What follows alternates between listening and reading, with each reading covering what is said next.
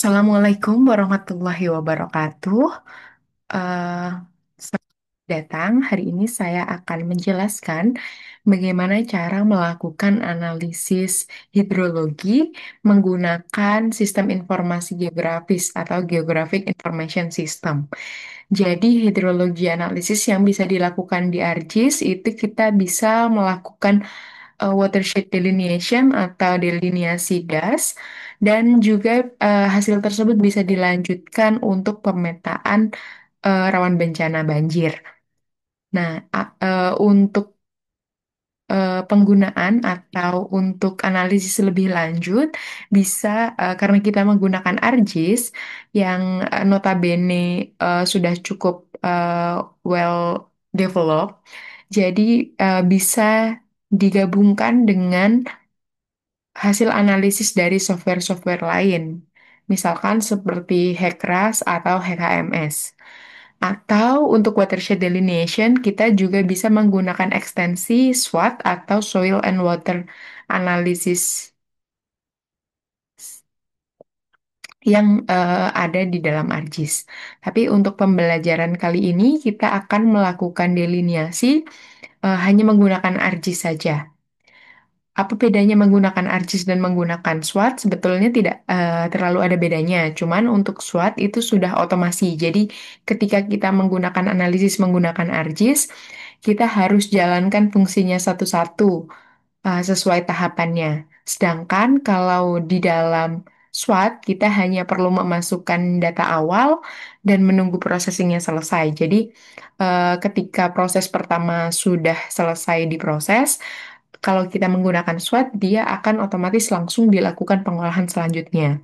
Berbeda dengan menggunakan ArcGIS manual, di mana kita harus melakukan stepnya one by one. Tapi sudah cukup bagus untuk kita memahami konsep. Jadi di dalam melakukan delineasi das menggunakan ArcGIS, kita memerlukan DEM saja sebetulnya. Jadi kita hanya perlu informasi surface atau permukaan bumi di wilayah studi yang akan kita lakukan delineasi dasnya. Seperti itu. Oke, langsung saja agar dapat sekalian mencoba, kita akan lanjut di tutorialnya. Untuk tutorialnya di sini saya akan menggunakan ArcGIS. Di sini ArcGIS-nya ArcMap 10.8, tapi ArcMap seri berapapun bisa digunakan sebetulnya. Oke. Langkah pertama, ketika kita sudah membuka lembar kerja baru, kita memasukkan data-data yang ingin kita olah, di mana dalam hal ini kita akan memasukkan data DEM. Jadi data yang dibutuhkan hanya data DEM saja, karena ini adalah hanya analisis sederhana. Nah, untuk yang lain, mungkin kita akan bisa gunakan batas administrasi untuk membatasi wilayah studi saja. Jadi, kita tidak bukan bahan utama, tapi kita bisa gunakan untuk membatasi area studi. Oke, langsung saja kita add data. Add data ada di sebelah sini. Lalu untuk add data, di sini kita akan menggunakan DEM. Nah, di sini DEM itu sebetulnya adalah scene by scene ya. Jadi kemungkinan ada sebuah wilayah administrasi atau sebuah kota yang dipilih oleh eh, Bapak dan Ibu yang tidak termuat di dalam satu scene saja. Mungkin ada beberapa scene. Nah, saya contohkan dulu menggunakan Demnas karena Demnas scene-nya kecil-kecil. Jadi ini adalah contoh yang baik untuk em, mencontohkan bagaimana cara menggabungkan citra atau kita namakan mosaiking. Oke, kita pilih semuanya dulu. Jadi di sini saya akan melakukan delineasi das di wilayah Kabupaten Probolinggo. Nah, kurang lebih seperti ini kita pilih semua langsung kan. Kita tunggu saja untuk datanya masuk ke dalam ArcGIS semuanya. Akan ada alert seperti ini, unknown special reference, karena memang di dalam Demnas itu referensi spasialnya masih belum didefinisikan. Jadi nanti kita akan definisikan sendiri. Oke, kita oke aja. Nah, kurang lebih seperti ini. Jadi, di dalam wilayah administrasi Kabupaten Probolinggo itu terdiri dari 9 SIN atau setidaknya di sini supaya saya tidak salah download atau kurang downloadnya, saya download 9 SIM seperti ini. Nah, ketika dia ada 9 scene, dia akan terlihat tile-tilenya. Ini adalah scene pertama, kedua, ketiga, keempat, kelima, keenam, ketujuh, ke-8, ke-9, dan seterusnya. Nah, ini tidak bisa langsung dilakukan pengolahan, jadi kita harus satukan dulu dengan cara mosaik. Nah, untuk melakukan mosaik atau penyatuan citra, kita gunakan di sini ada Art Toolbox, atau kalau belum muncul di sisi kiri layar Bapak dan Ibu bisa diambil di sini yang bergambar kotak merah. Nah, di sini kita klik di Art Toolbox.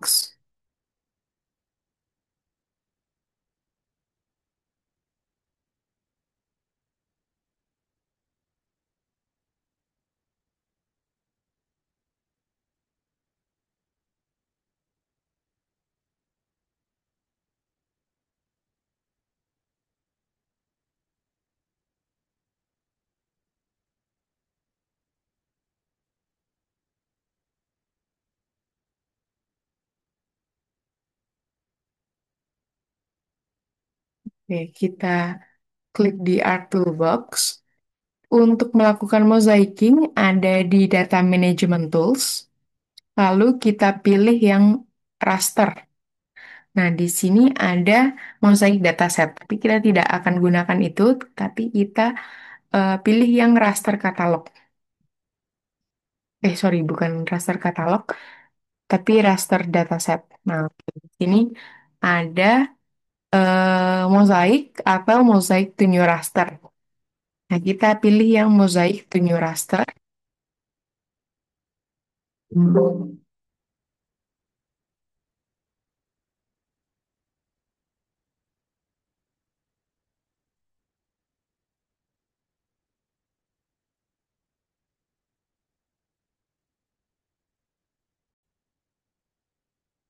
Oke, jadi setelah kita pilih mosaik to new raster, akan muncul jendela seperti ini.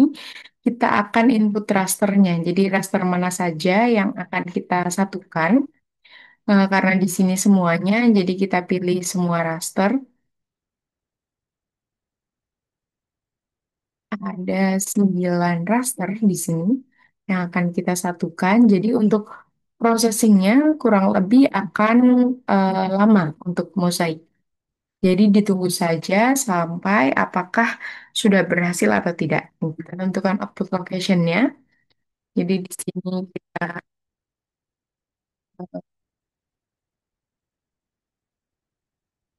jadi untuk location-nya itu kita masuk dalam sebuah folder.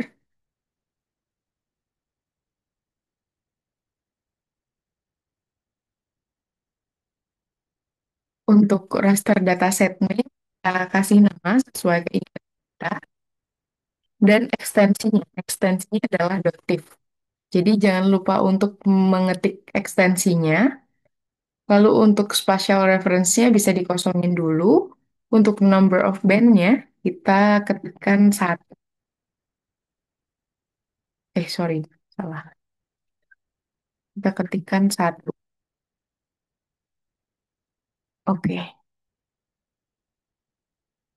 Nah, ketika sudah hilang seperti ini, dia akan processing. Jadi kita tunggu saja processingnya sampai berhasil atau gagal. Oke, ketika sudah berhasil, tampilannya akan menyatu seperti ini. Nah, ini sudah menjadi satu raster. Kurang lebih seperti itu apabila kita menggunakan raster dalam beberapa scene yang berbeda. Tapi untuk tutorial yang lebih lengkap kali ini, kita tidak akan menggunakan Demnas, tapi kita akan menggunakan data DEM dari Alos Palsar.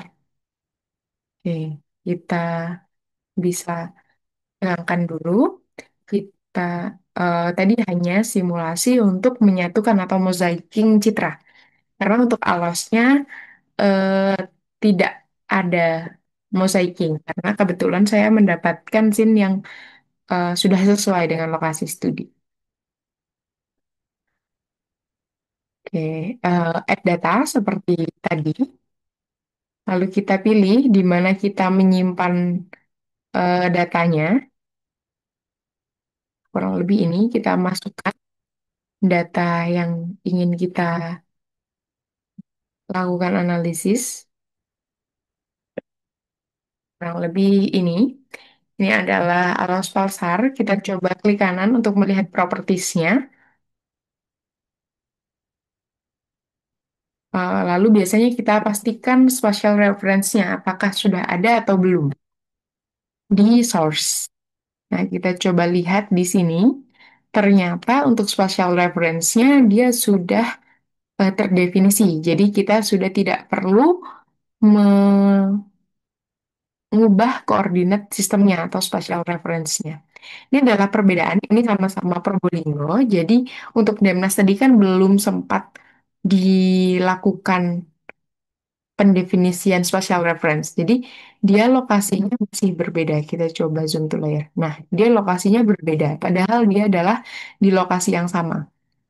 Nah, itu adalah apa ya, manifestasi dari perbedaan spatial reference. Jadi eh, kemungkinan kalau misalkan data Bapak dan Ibu tidak bertampalan, misalkan Bapak dan Ibu memasukkan dua data yang berbeda atau beberapa data yang berbeda, itu spatial reference-nya belum sama. Nah, kurang lebih seperti itu. Nah, di sini untuk spatial reference-nya sudah WGS, sudah 49S sesuai dengan lokasi studi. Oke, selanjutnya kita akan melakukan pemotongan. Nah, jadi kita membutuhkan wilayah administrasi untuk memotong atau membatasi area studi. Jadi di sini kita add data, lalu kita bisa cari di mana SHP Bapak dan Ibu yang mengandung batas wilayah itu berada. Nah, kurang lebih seperti ini. Kita pilih yang batas wilayah. Nah, untuk batas wilayah, kita pilih yang formatnya adalah area, bukan yang lain. Jadi yang AR, administrasi area kabupaten kota. Ini.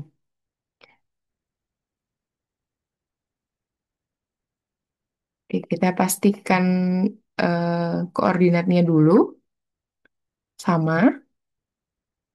Nah, ini adalah contoh. Padahal ini ada di lokasi yang sama, tapi berbeda titiknya. Karena apa? Di sini dia masih menggunakan geografis, jadi masih derajat menit detik. Belum koordinat proyeksi. Bisa dilihat dari koordinatnya di sini cenderung eh, angkanya adalah di sekitar -7 sampai -8, sekitar seperti itu. Dan untuk bujurnya itu 111, 112-an. Nah, itu masih koordinat geografis. Jadi kita harus ubah dulu supaya dia bisa bertampalan dengan band kita. Kita bisa gunakan search langsung. Search ini bisa digunakan untuk mencari alat-alat yang ada di ArcToolbox. Biasanya kalau kita sudah paham, kita akan memakai apa? Kita sering menggunakan search. Nah, untuk search di sini kita menggunakan ekstrak.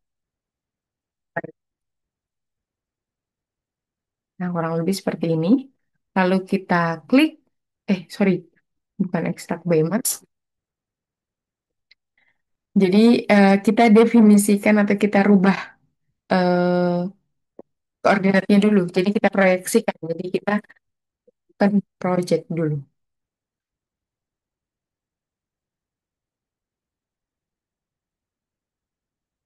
Oke, ketika kita sudah pilih, kita pilih project. Apa yang akan kita proyeksikan adalah wilayah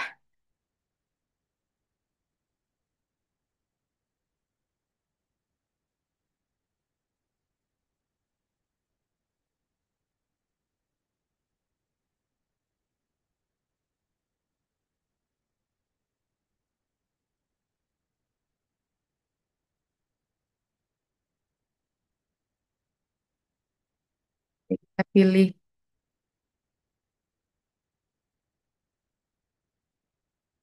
Di sini ada error.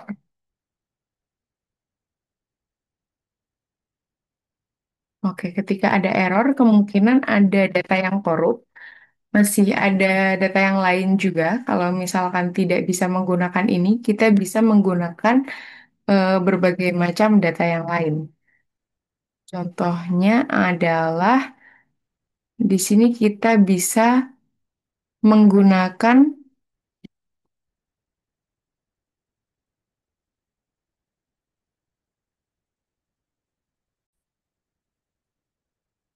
karena tadi ada eh, korup di data administrasinya, jadi kita akan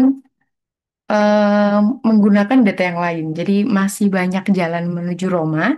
Jadi kita tambahkan tadi tetap di RBI yang Bapak Ibu sudah download semuanya di batas wilayah.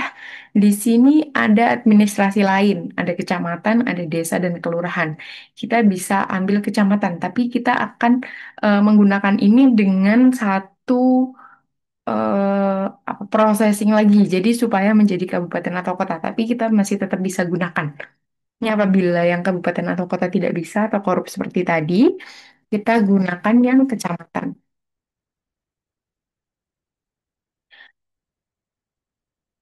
Nah, kita coba zoom to layer. Dia tidak berada di lokasi yang sama dengan yang kita dengan DEM kita yang sudah terproyeksikan. Jadi kita akan proyeksikan dia menggunakan project. Untuk kita masukkan wilayah administrasinya. Di sini sudah tidak ada warning lagi. Berarti kita bisa menggunakan data ini. Begitu. Nah, di sini ini output datasetnya ini bisa menggunakan default lokasi defaultnya atau kita bisa gunakan lokasi kita sendiri. Jadi biasanya saya gunakan lokasi kita sendiri supaya datanya lebih eh, terstruktur dan terdapat di satu tempat begitu. Jadi kita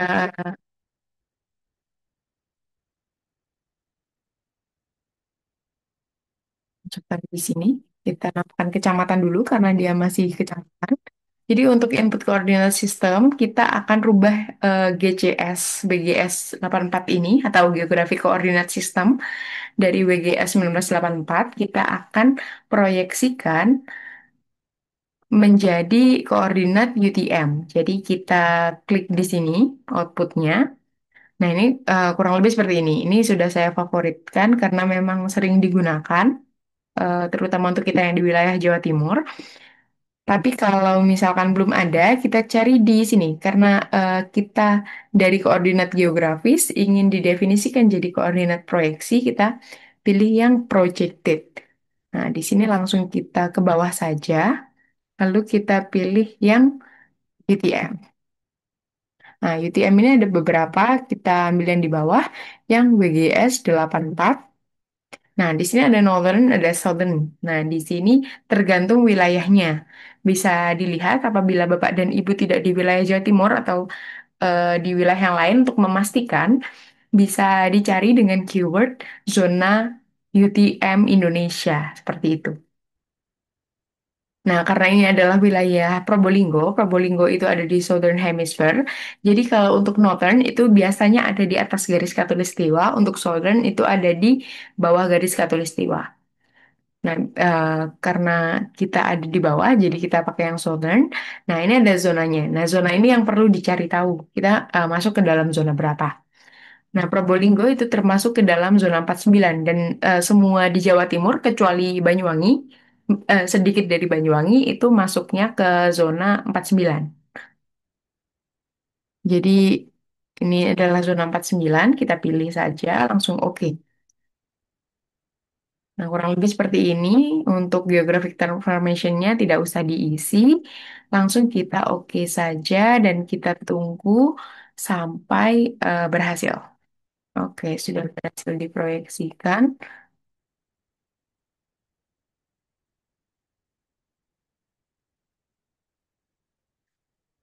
Ya, tapi kenapa kok belum berubah?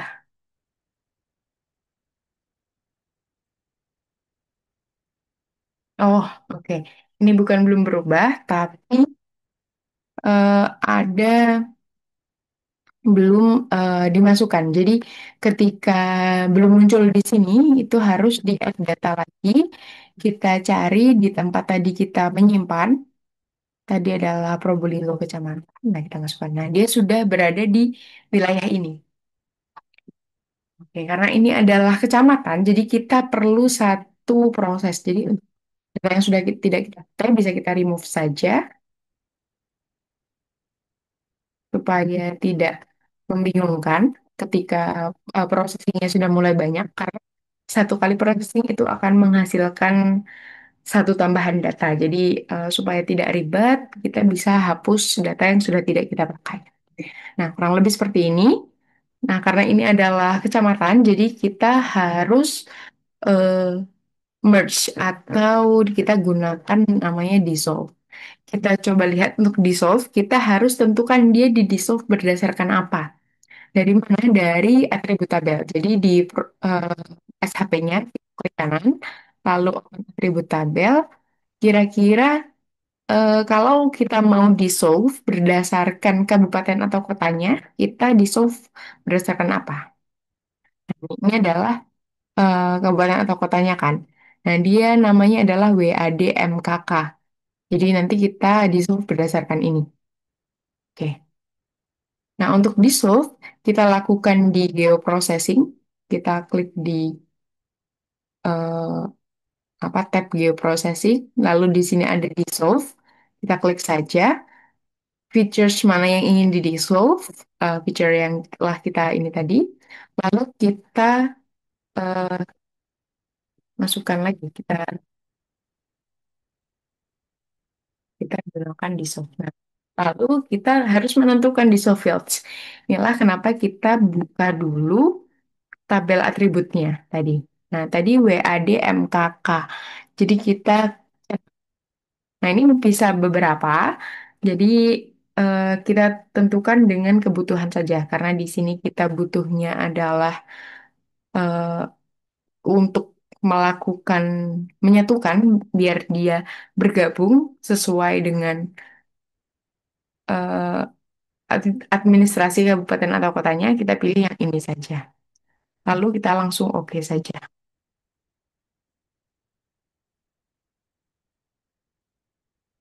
Nah, dia akan otomatis langsung berubah menjadi administrasi kabupaten atau kota. Ini adalah langkah plus yang harus kita ambil karena tadi datanya korup. Ini sudah tidak kita pakai lagi, kita langsung remove.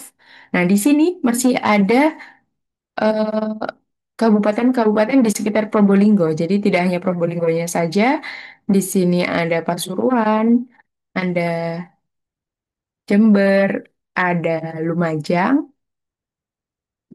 dan ada Kota Probolinggo. Karena di sini kita eh, ingin yang kabupatennya saja, atau disesuaikan dengan kebutuhan.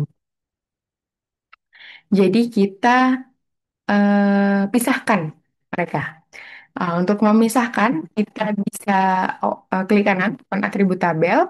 Karena ini atribut tabelnya sudah sedikit, kita bisa pilih kira-kira mana yang akan kita pisahkan, yang akan kita gunakan. Nah, kita akan pilih Lumajang. Tinggal diklik saja sampai dia warnanya biru seperti ini. Kalau sudah biru, di sini juga terpilih. Sorry, di sorry, Probolinggo. Nah, di sini juga akan terpilih seperti ini. Nah, oke, kalau sudah terpilih seperti ini, kita langsung tutup saja.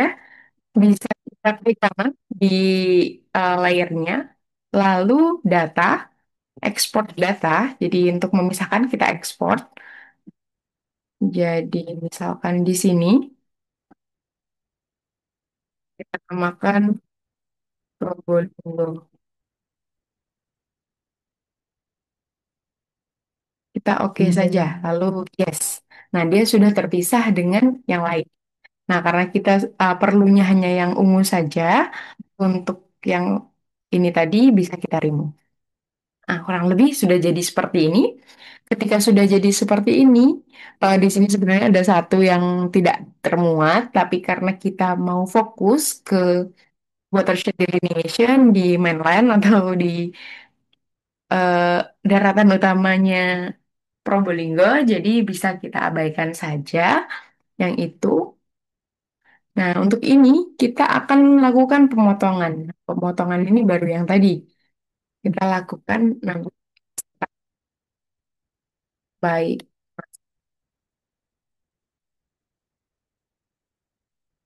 Untuk ekstrak biomas, kita harus masukkan mana yang akan dipotong, di mana yang akan dipotong di sini adalah dennya, dan ingin dipotong berdasarkan apa?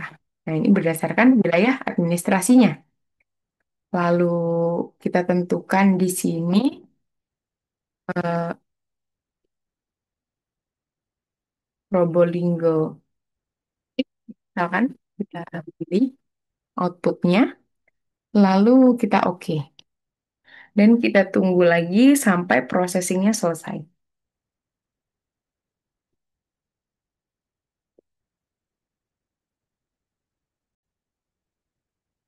Oke, tadi sudah ada info kalau sudah berhasil.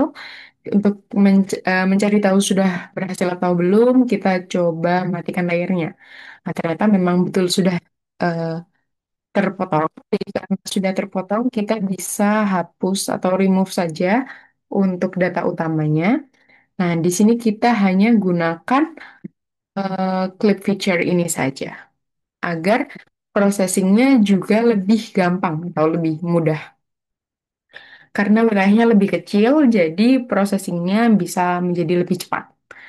Kurang lebih seperti ini. Lalu, ini adalah waktunya kita melakukan hidrologi analisis. Di mana di sini ada di ArcToolbox. Coba bisa besarkan sedikit. Untuk hidrologi analisis itu ada di spatial analysis, jadi di bawah sini. Nah, di sini ada hydrology. Nah, yang pertama kita lakukan adalah fill. Jadi kita fill sink yang ada di dam ini. Karena di dam itu kan data ada data elevasi yang cukup banyak. Jadi kemungkinan dimungkinkan ada beberapa data yang kosong. Jadi eh, kita namakan adalah sink. Jadi kita harus antisipasi dengan di fill dulu untuk data-data yang kosong itu. Jadi kita akan gunakan perintah fill. Nah, di sini kita masukkan surface rasternya apa, lalu kita tentukan namanya apa. Ini kita sesuai ini saja. Jadi di sini kita tuliskan juga seekstensinya. Jadi seperti ini. Hmm.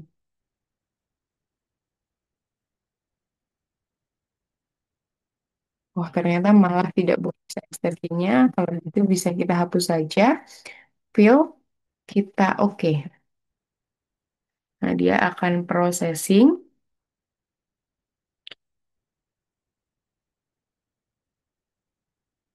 Kita coba processing, kita tunjukkan bagaimana kita tahu processing tersebut gagal atau tidak. Nah, kalau ada silang seperti ini, berarti processingnya gagal. Nah, ini sering sekali apabila kita melakukan hidrologi analisis. Nah, pemecahannya adalah dengan kita coba,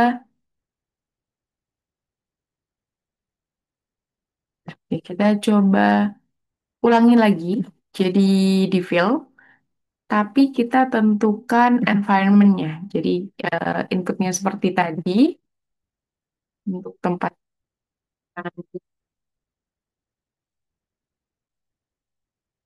ini. Lalu kita tentukan environment-nya. Jadi kita klik di bagian environment. Ada tiga hal yang perlu kita rubah di sini. Yang pertama adalah processing extent.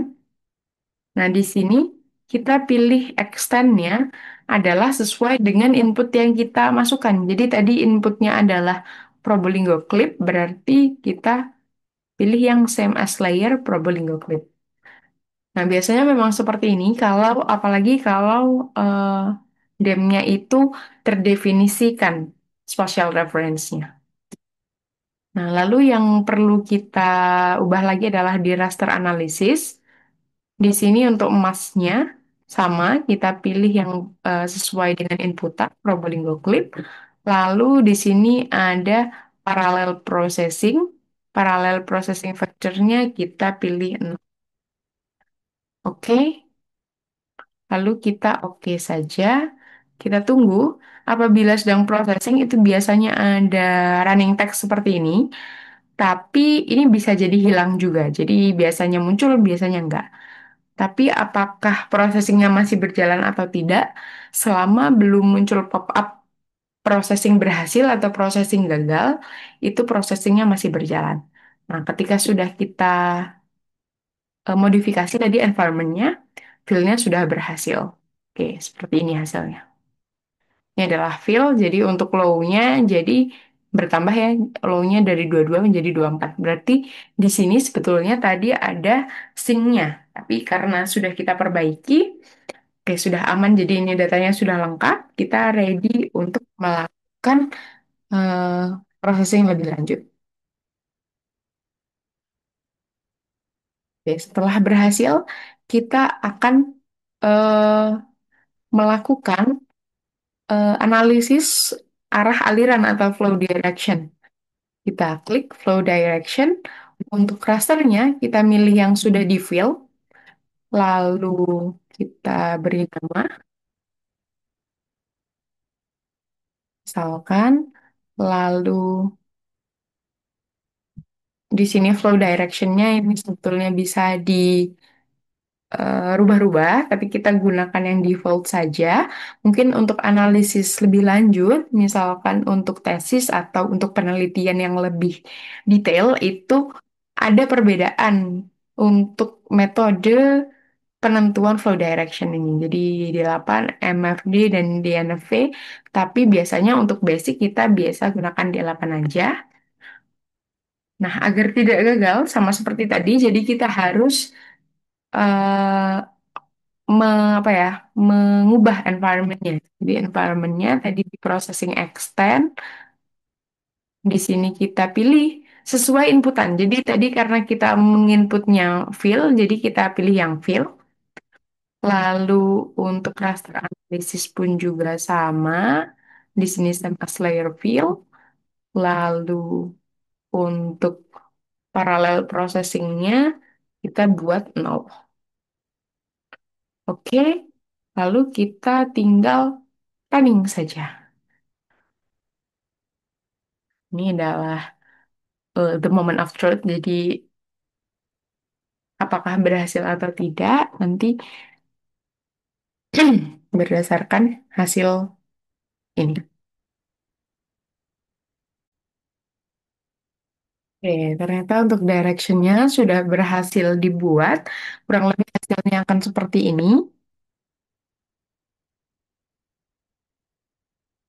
Oke, kita coba processing lebih lanjut.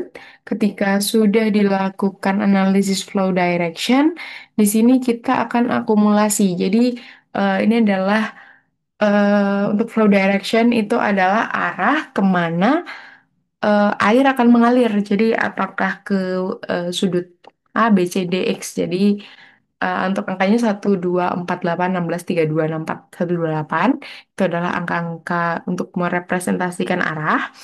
Jadi kita akan melakukan akumulasi. Jadi untuk ini kita kan ingin tahu di mana lokasi sungai, di mana sungai itu kemungkinan berada di titik paling rendah atau akumulasi dari aliran-aliran ini semua. Nah, makanya kita tentukan kira-kira flow ini akan terakumulasi di mana menggunakan flow accumulation.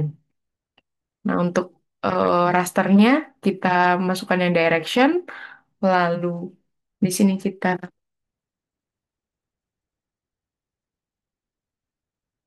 masukkan untuk build rasternya tidak usah kita hiraukan. Tapi kalau untuk analisis lebih lanjut, mungkin agar lebih detail memang perlu dilakukan. Semuanya yang opsional, kita karena masih basic, kita bisa kosongi dulu.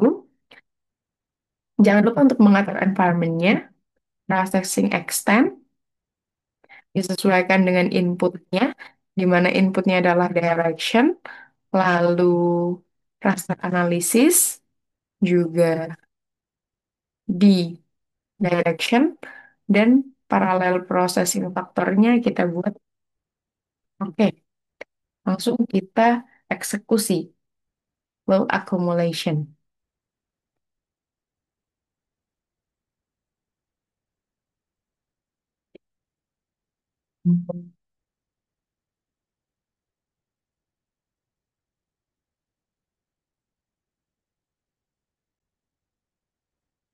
Oke, baik. Untuk accumulation dari flow-nya sudah berhasil.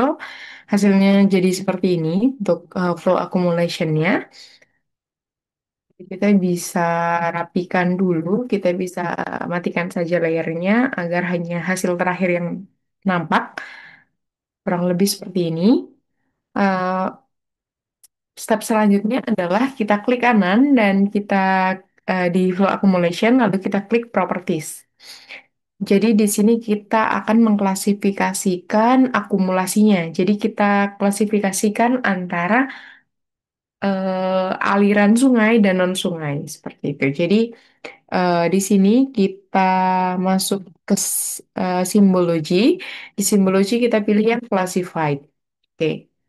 Ketika sudah, lalu kita untuk kelasnya dia kita pilih menjadi dua kelas, lalu classify. Oke, kurang lebih seperti ini. Untuk metode klasifikasinya, kita pilih yang manual supaya kita bisa rubah angkanya. Di sini untuk angka pertama kita rubah menjadi 5.000. Oke, seperti ini. Lalu untuk angka yang terakhir, kita biarkan saja. Lalu kita oke. Warnanya bisa diganti, tapi nanti saja kita apply. Oke. Nah, hasilnya menjadi seperti ini. Bisa kita rubah warnanya. Yang hitam ini adalah wilayah non sungai, jadi kita bisa rubah dia menjadi warna putih saja. Oke. Lalu untuk yang ini, misalkan kita gunakan warna biru. Nah, kurang lebih seperti ini hasilnya. Nah, kalau seperti ini tidak terlihat, kita coba zoom di salah satu lokasi. Nah, kurang lebih hasilnya seperti ini untuk flow accumulation-nya. Nah, ini adalah aliran-aliran sungai yang tergambar di dalam atau yang dapat kita analisis dari damnya. Nah, di sini kita sudah mendapatkan hasil hasil sungainya, aliran sungainya. Tapi memang kalau misalkan kita menggunakan dam itu ada beberapa lokasi yang lurus-lurus. Nah, seperti ini. Jadi ini kemungkinan data damnya, kan data dam itu dari analisis eh, apa ya, citra. Jadi bukan pengukuran langsung di lapangan. Nah, hasil ini akan lebih bagus kalau kita menggunakan data yang resolusinya lebih bagus seperti menggunakan LiDAR atau menggunakan dam fotogrametri.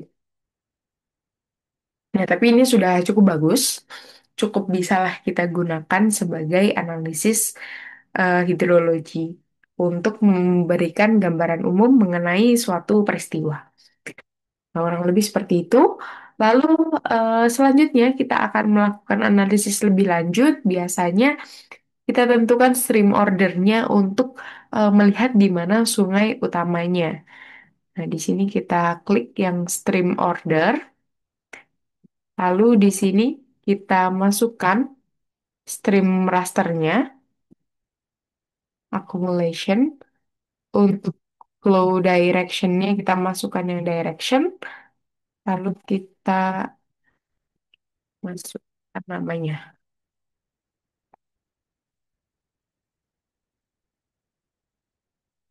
Environment-nya jangan lupa ditentukan, berarti dia sesuai dengan accumulation, master analysis juga jangan lupa, parallel processing-nya kita buat nol. Kita oke, lalu kita running. Nah, kita tunggu sampai processing-nya berhasil atau gagal. Ternyata sudah berhasil, tapi ada kesalahan, ada satu step yang terlewat. Jadi, sebelum kita tentukan stream ordernya, kita harus bangun streamnya dulu. Nah, di sini kita bangun stream dengan menggunakan perhitungan sederhana saja. Kita menggunakan algebra.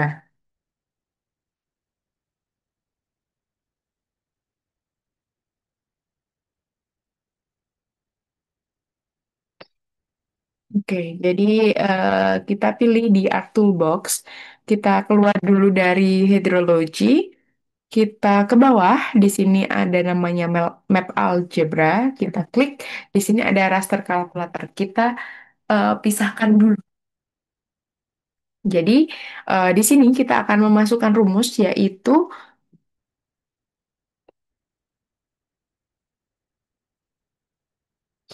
flow accumulation atau accumulation tadi yang kita punya itu harus lebih besar dari 2000.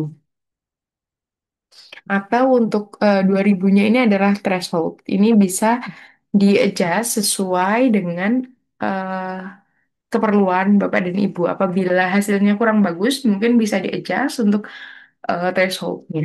Untuk output rasternya, kita namakan dia stream. Jadi sebelum ada stream order, kita harus bangun streamnya dulu. Oke, jangan lupa dilakukan pengaturan environment seperti yang tadi, accumulation, raster analisisnya juga di accumulation, lalu untuk parallel processingnya dibuat nol. Oke, deh. Supaya dilakukan perhitungan, nanti hasilnya akan kita tentukan stream ordernya.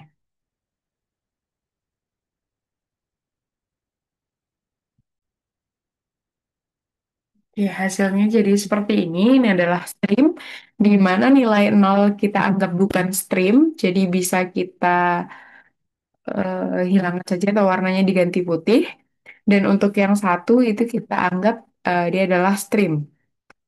Nah, kurang lebih seperti ini jadinya. Mirip dengan flow accumulation tadi, tapi untuk stream ini hasilnya adalah discrete. Jadi dia hanya antara stream atau bukan.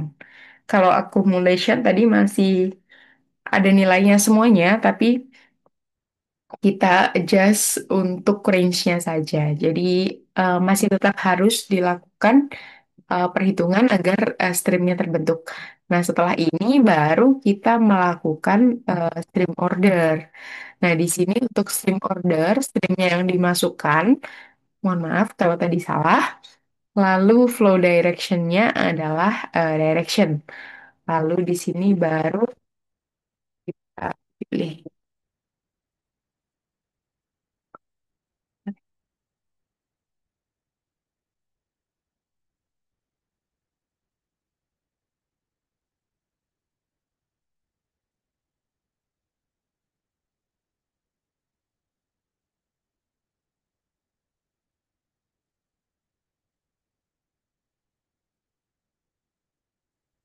Karena namanya sudah ada, kita ganti saja.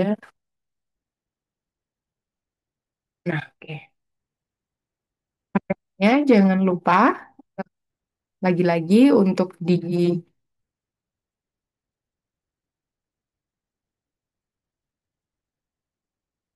diatur raster analisis,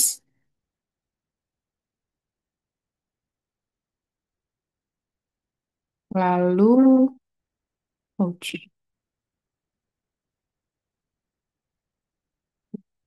Oke, sorry. Ini kepencet tadi. Tidak ada yang dirubah dari situ. Langsung kita ke parallel processing saja.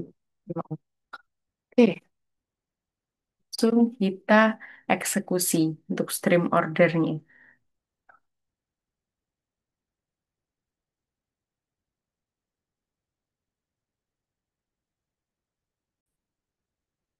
Oke, sudah berhasil untuk processing stream ordernya.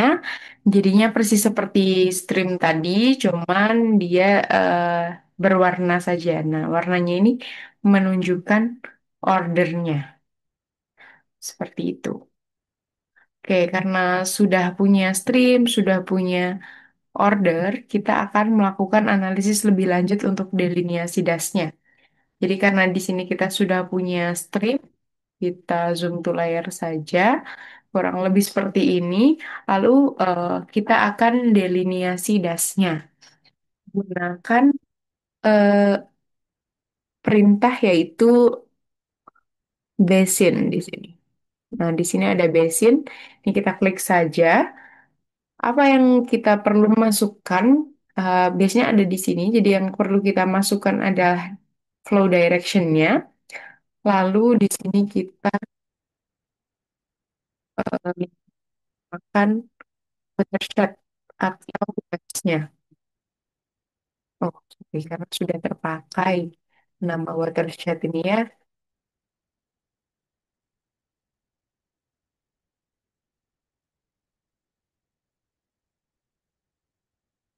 Ini gas. Jadi das misalkan. Oke,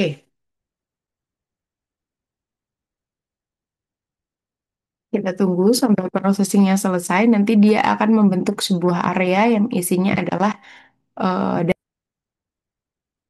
nah, kurang lebih seperti ini. Ini adalah hasil delineasi dasnya. Setiap area yang ada di sini itu adalah area dasnya. Jadi supaya lebih mudah kita tahunya, kita bisa ganti warnanya dengan yang lebih warna-warni. Nah, kurang lebih seperti ini. Jadi setiap warna ini adalah merepresentasikan das dari hasil analisis ini, bukan berarti das yang sebenarnya. Jadi berdasarkan analisis ini saja. Mungkin ini adalah das, mungkin adalah subdas, atau bagaimana seperti itu. Nah, kurang lebih seperti ini. Kita bisa satukan, mungkin warnanya kita bisa pilih yang lebih kalem. Nah, oke, ini kita bisa satukan dengan stream ordernya. Streamnya kita taruh ke atas. Oh, untuk memodifikasi layer atau mana yang di depan, mana yang di belakang, kita bisa tinggal tarik-tarik saja. Nah, ini streamnya. Oh, sorry, mending stream ordernya saja yang di atas. Nah, stream ordernya. Kurang lebih seperti ini. Kita coba lihat das yang ada di sini, misalkan. Kita zoom. Nah, kurang lebih seperti ini. Jadi, ketika dia sudah beda, seperti ini, itu dia akan menjadi das yang berbeda. Ini kan masih berasal dari roots yang sama, adalah sungai yang warna oranye ini. Jadi dia masih dalam satu das. Nah, kurang lebih seperti itu, Bapak dan Ibu.